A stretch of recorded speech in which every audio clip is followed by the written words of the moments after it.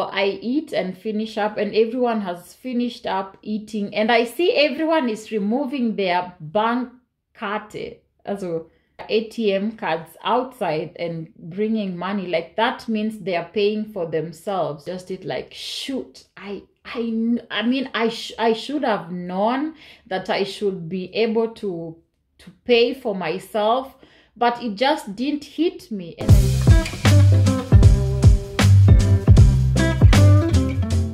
what's up, y'all? How y'all doing? Welcome to my channel. It's nice to have you. Merry Christmas. It's a Christmas season, festive season. We are going to talk about very important stuff for you guys to know, especially if you're new in Germany or you're coming to Germany. Then you must know this. Whatever I'm going to share with you guys, I'm going to give examples because some of these things I've gone through myself. And these are the things that you do not do in Germany. It's more like different things in Germany, not just the things you don't do. For one, do not go on a date, honey. Don't go out, whether it is with female friends or male friends. Do not go out without money. The thing is, probably you've already watched a couple of videos from other YouTubers talking about this thing, that here in Germany, ladies also pay for themselves. Not even the group lunch dates. You do not go, like, bro, don't go out in a restaurant with someone if you do not have money. It should be good enough money, at least have around 20 euros minimum, because most of the foods, I live in Munich. Munich is especially expensive. For us, like, to have a proper, like a good meal, then you need around 15 euros and this is the price that is in most restaurants, most average restaurants. It's 15 euros. So that's why it's important for you to have at least 20 euros. Do not go out if you do not have at least 20 euros. So here's my story, right? So I am going to this new church. It's called Gospel Church, and I love it so much. It's in the same street that I live, in the city center. And so what happened is, at this Gospel Church, every Sunday young people go out for lunch just to get to know each other, to interact with one another. And so, guys, I knew this one. I knew that you do not go out with the expectation of people paying for you. I knew that. And I was always ready. And I know at home we are also like, you know, don't go out with someone if you do not have money. In Kenya, it's possible to go out with someone if you don't have money. You always know, if someone invites me for lunch or to go out, they are going to take care of me.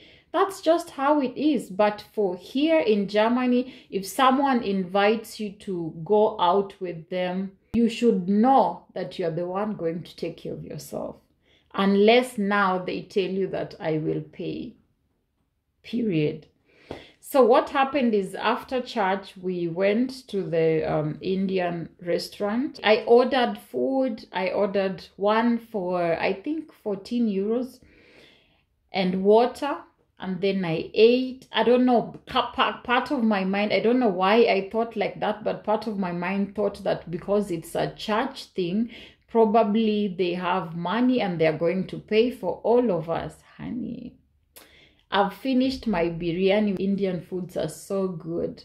They're just like coast food, like the Kenyan Coastarian food. Everyone has finished up eating, and I see everyone is removing their bank card, also ATM cards outside, and bringing money. Like that means they are paying for themselves. Just it like, shoot, I mean I should have known that I should be able to pay for myself, but it just didn't hit me. And I just said, wow, thank you, Lord, I carried my card with me. Like, I went, because I didn't come back home, I just went for lunch with them.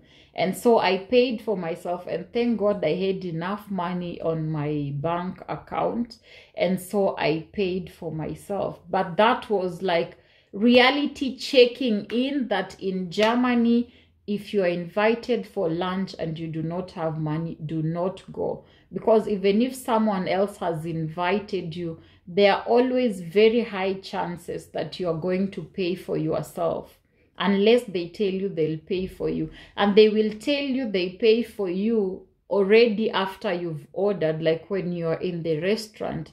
So that means it's only safe to go out if you have money. Another time is I was on an unplanned coffee date with someone. I mean, it's someone close because we are one family with them.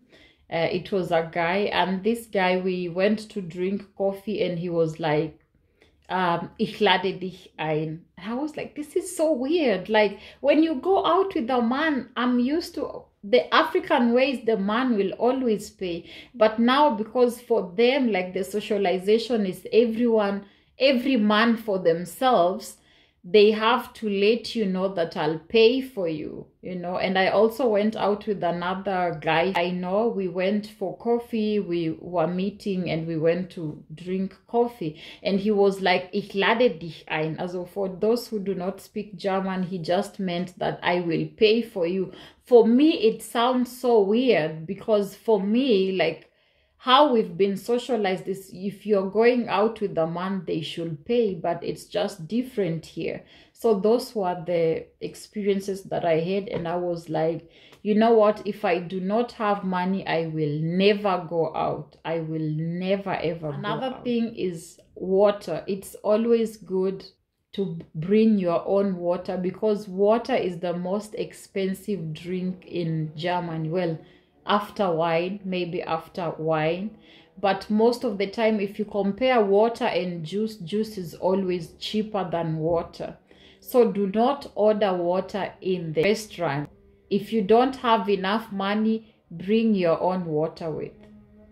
And that's what I did. That's the mistake I did. I ordered water and I ordered food, and I ended up spending around 20 euros, unplanned spending. I had not planned. So before you go out, plan it and think about it. If you are not in a good position financially, do not go out.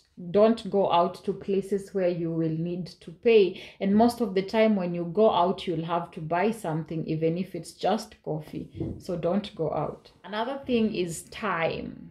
You probably have heard, like, you know, Germans are punctual and stuff like that. Do not be late. And the thing that I like about Germans, if you're going to be late, please call them in advance and tell them I will be late, or send them a message and tell them I'll be late by 10 minutes or 5 minutes. I had this problem, I'll be late by 1 minute, and stuff like that. Like, tell them. It's either you keep time, or if you're going to be late, tell them that you're going to be late in advance. It does not work for them, like how at home you will just be late and then apologize after you're there. It upsets them so bad. They don't want that. You either tell me in advance so that I can plan, or come on time, like keep your time. And this I know because I've had experiential knowledge of it. And my friend has also had the privilege of having the experience of it.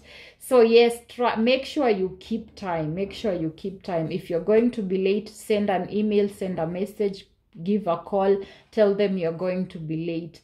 Because for them, they say if you get there and then you tell them, sorry, it's not helpful. Because if they knew you were coming late, they would have prepared their mind or worked on another plan B. But if you do not say and then you come late, that's a problem. Do not do that. And you can be late for appointments. Just say you will be late. But it's very, very important to keep time. So keep time. Make sure you keep time.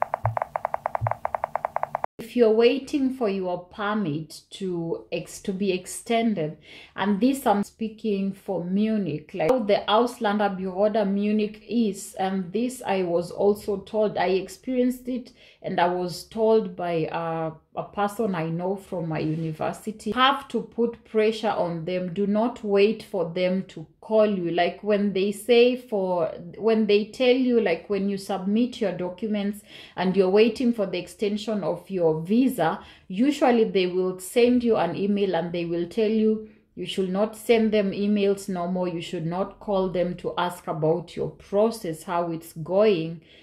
And sometimes they respond like in time, and sometimes they just don't respond at all, and it's like they forget about you. So you have to put pressure on them. If you see that you have waited for a long time, maybe over a month, and they've not responded, pick your phone and call them and tell them you really need the Aufenthaltstitel, and they should, like, you really need it, you need to use it so that they can hurry up. And then they will ask you about the details and they will send you an email with the appointment, or sometimes they would give you the appointment on phone. If you stay like that, sometimes they will not respond, and you're going to be in trouble for living in Germany with an expired visa, in case it's expired, or expired permit. And this happened to me because I waited for like 2 months for my student permit. The previous permit I had expired and I had nothing. No Fiktionsbescheinigung, no nothing. Fiktionsbescheinigung is a temporal ID, I think, that you show while you're waiting for your ID to be processed. But I had waited for over 2 months. And my permit had expired like, I don't know, 2 or 3 weeks ago, and they had not responded. And I sent them an email to ask, nothing. They did not respond. They said it takes from 2 weeks to 8 weeks. So I'm just in the university and I'm asking the other student, because our university is an international university and we have students from different countries. So I asked them, like, do you guys have your Aufenthaltstitel already? And then they tell me, I have a Fiktion. The other one was waiting for her, for hers, it was being sent to her the following week. And I explained to her, like, I've been waiting for over 8 weeks now and they have not responded. And she was like, do not wait, call them ASAP. These people love to be pressured to do it for you, because they have so many people applying for the Aufenthaltstitel, the extension, the new ones, but mostly the extending for the permit. So you have to call them. Sometimes you have to call them if they take long to respond. And so the following day I called them and they responded, and I had called them previously and they say that a colleague is sending me an email, which the colleague never did. So I called them again the following day, and that's when they gave me the appointment the same week. They gave me the appointment on Friday, and I was like, wait.